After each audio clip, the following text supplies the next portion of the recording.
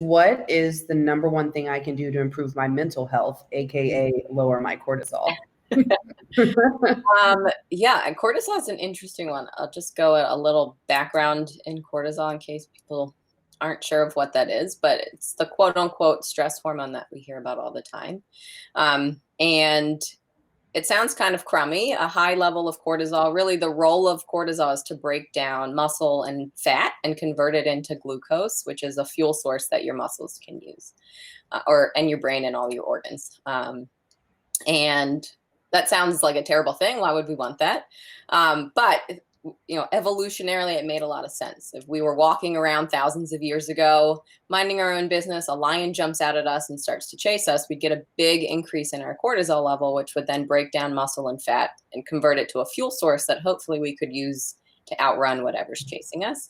And today, most of us aren't chased by wild things. Some people certainly still are. But our body is still hardwired to deal with stress and the exact same thing. So that stress can certainly come from not sleeping enough, is a big one. Not eating enough calories, especially if you're an endurance athlete that is tasked with eating 4,000 calories a day and not really having a plan to achieve that.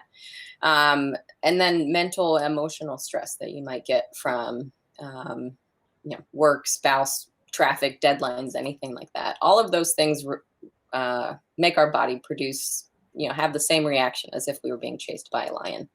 So really identifying why your cortisol level's high, having a truthful conversation with yourself. Which of those factors can you really improve?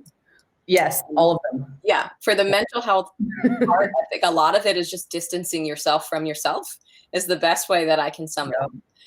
If you are a type A person that constantly is in a loop of everything you've done wrong for the past however many years you've been alive, especially if you're trying to fall asleep and you're just rerunning all of the mistakes and how people interpreted something and you meant it differently and you had actually no idea, and nobody else in the world is thinking about that, but it's keeping you up at night and causing you a lot of stress.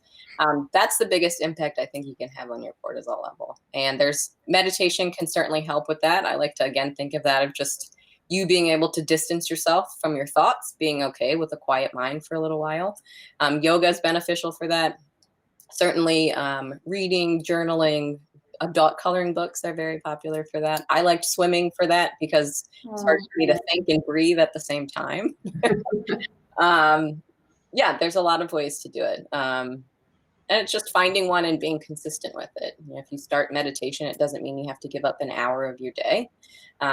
Start with just 5 minutes, and you're going to be terrible the first 5 minutes, and that's okay. The next day, I started with a minute. What are you talking about? Okay, perfect.